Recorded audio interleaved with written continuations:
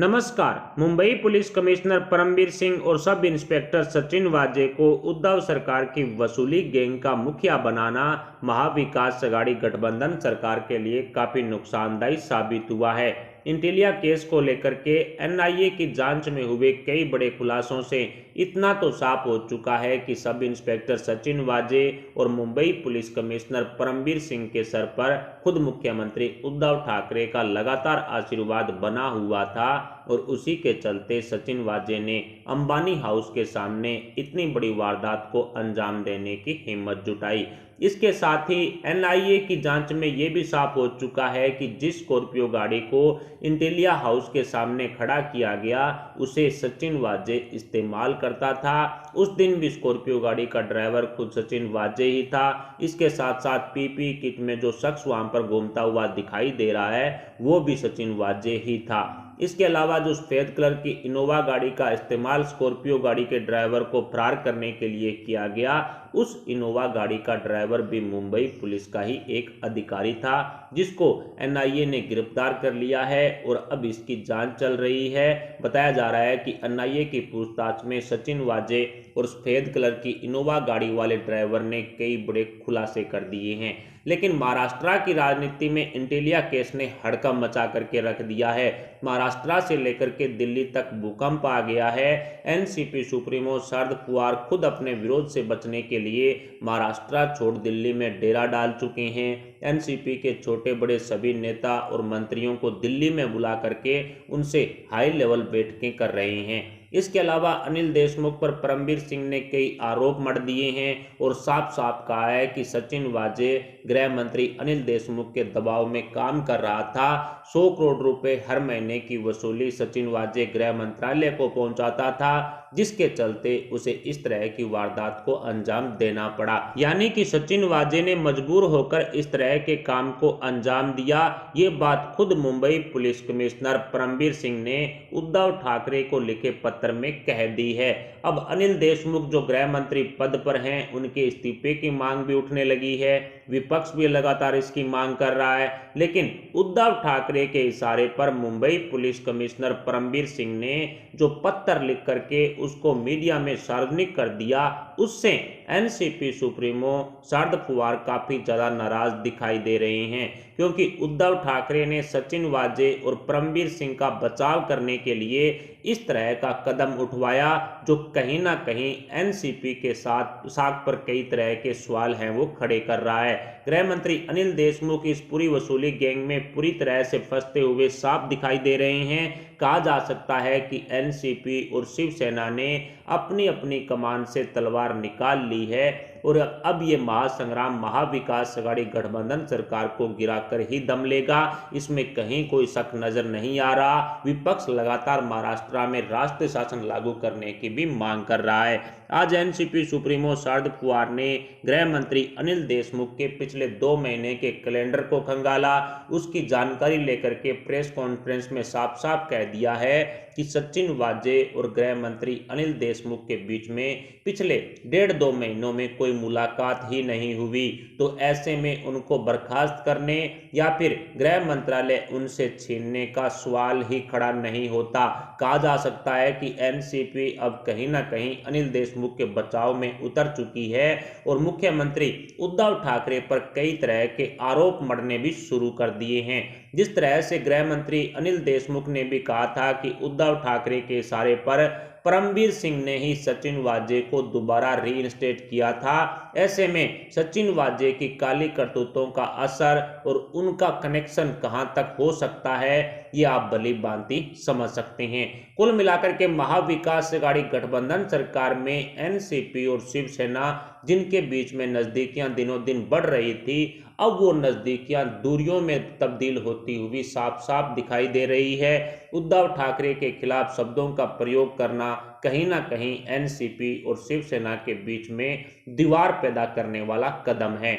महाविकास अघाड़ी गठबंधन सरकार में कांग्रेस तो पहले से ही दरकिनार कर दी गई थी और अब कांग्रेस के नेताओं ने इस पूरे मामले पर अपनी प्रतिक्रिया देना भी शुरू कर दिया है और साफ साफ कह रहे हैं कि उद्धव सरकार पूरी तरह से भ्रष्ट है और इस इंटीलिया केस को लेकर के एनआईए को जांच करनी चाहिए कि इसमें कौन कौन से बड़े नेता और मंत्रियों का नाम शामिल है। ये साफ साफ कहीं ना कहीं कांग्रेस ने कहना शुरू कर दिया है कि इंटीलिया केस को लेकर के एनआईए को ये जांच भी करनी चाहिए, जिसमें उद्धव सरकार के कई बड़े बड़े नेता भी फंसे हुए हैं। ये बात खुद कांग्रेस के नेता बोल रहे हैं। तो ऐसे में समझा जा सकता है कि कांग्रेस इस इंटीलिया केस को लेकर के काफी ज्यादा नाराज दिखाई दे रही है और यही कारण रहा कि महाराष्ट्र कांग्रेस के नेता दिल्ली में डेरा डाल करके राहुल गांधी और सोनिया गांधी से लगातार मुलाकातें कर रहे हैं। उनके बीच में हाई लेवल बैठकें हो रही है, कांग्रेस के नेता भी उसमें शामिल हैं और इसके अलावा महाराष्ट्र सरकार में मंत्री भी हैं, वो भी शामिल हैं। और दूसरी तरफ शिवसेना उद्धव ठाकरे पूरी तरह से अकेले पड़ते हुए दिखाई दे रहे हैं, क्योंकि एनसीपी सुप्रीमो शरद पवार ने भी शिवसेना और उद्धव ठाकरे को अकेले छोड़ दिल्ली में डेरा डाल लिया और कांग्रेस ने भी उसी को दोहराते हुए शिवसेना को अकेले छोड़ दिल्ली में डेरा डालना भी ठीक समझा। ऐसे में समझा जा सकता है कि शिवसेना को अपनी हाई लेवल बैठकों में कहीं ना कहीं एनसीपी और कांग्रेस दोनों ही शामिल नहीं करना चाहते हैं, इसीलिए अब एनसीपी और कांग्रेस के नेता दिल्ली में बैठ करके लगातार हाई वोल्टेज बैठकें कर रहे हैं। लेकिन जिस तरह से अनिल देशमुख पर सवाल खड़े हुए हैं उससे ये तो साफ हो चुका है कि महाराष्ट्र की उद्धव सरकार का निर्माण ही महाराष्ट्र को लूटने के लिए हुआ था। एनसीपी, कांग्रेस, शिवसेना तीनों ही चोर पार्टियां, इसमें कहीं कोई शक नहीं है। और पिछले 15 महीने के भीतर देश ने पूरी तरह से देख लिया है कि तीनों पार्टियों ने किस तरह से महाराष्ट्र में लूट मचाई है।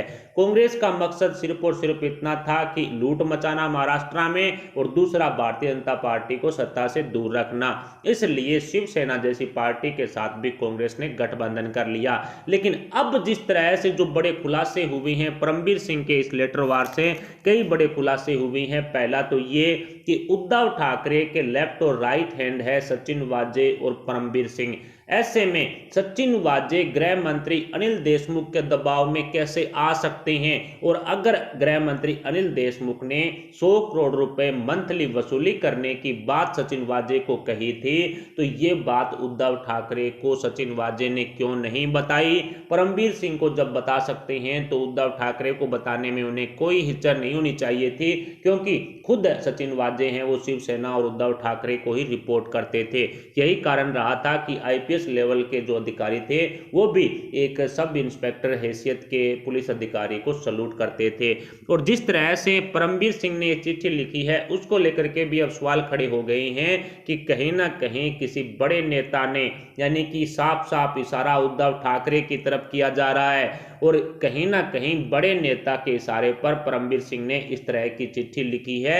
ये बात फिलहाल महाराष्ट्र की राजनीति में चल रही है। दूसरी तरफ खुद देवेंद्र फडणवीस जो पहले महाराष्ट्र के मुख्यमंत्री थे, उन्होंने भी कह दिया है कि जब मैं मुख्यमंत्री था तब भी उद्धव ठाकरे ने सचिन वाजे को रीइंस्टेट करने की बात मुझसे कही थी, और जैसे ही एनसीपी कांग्रेस शिवसेना की सरकार बनी तो सचिन वाजे और परमबीर सिंह को रीइंस्टेट करने का काम उद्धव ठाकरे की तरफ से कर दिया गया।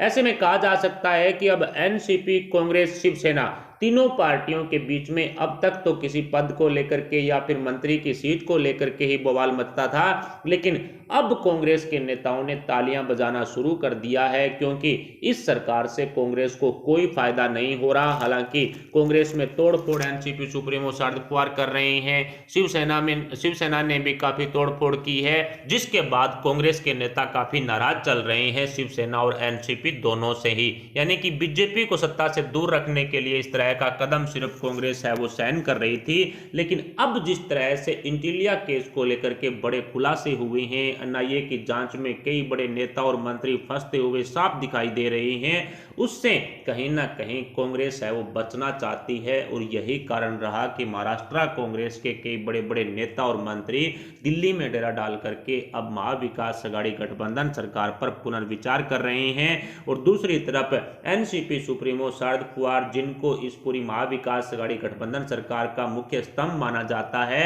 वो भी अब अनिल देशमुख के बचाव में उतर गए हैं।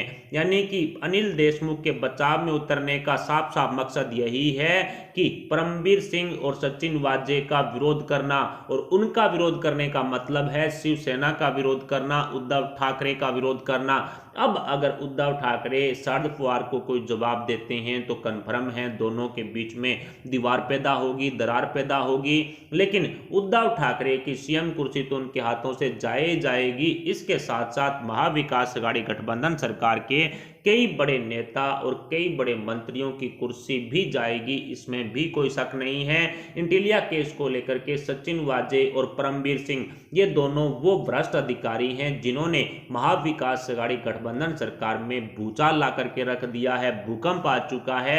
और भ्रष्ट अधिकारियों को सरकार में जगह देने का उसका परिणाम क्या होता है, ये अब महाराष्ट्र सहित पूरे हिंदुस्तान के नेताओं ने देख लिया है कि किस तरह से भ्रष्ट अधिकारियों को अगर आप जगह देते हैं तो वो किस तरह से राज्य को लूटते हैं और उसके बाद में क्या क्या नुकसान होते हैं। अब ये साफ हो चुका है।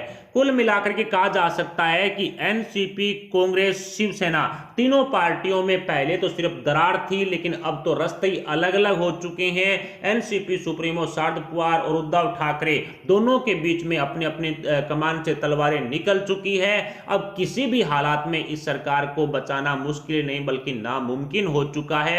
उद्धव ठाकरे के सर सारा का सारा जो बदनामी का जो कहीं ना कहीं मलबा है वो डाल दिया गया है। और दूसरी तरफ गृह मंत्री अनिल देशमुख पर 100 करोड़ रुपए मंथली वसूली करने का आरोप लगा करके एनसीपी के सर पर भी ये मलबा डालने की कोशिश की गई है, जो एनसीपी सुप्रीमो शरद पवार बर्दाश्त नहीं कर पा रहे हैं। फिलहाल इस खबर पर आपके क्या विचार हैं? क्या महाविकास अघाड़ी गठबंधन सरकार अब अपने 5 साल पूरे कर पाएगा या फिर 15 महीने के बाद ही यह गठबंधन टूट जाएगा? इस पर आप अपने विचार में कमेंट बॉक्स में जरूर बताएं। साथ ही वीडियो को लाइक करके हमारे चैनल को सब्सक्राइब जरूर कर लें। अभी के लिए इतना ही, मिलते हैं अगले वीडियो अगली अपडेट के साथ। तब तक के लिए जय हिंद, जय भारत।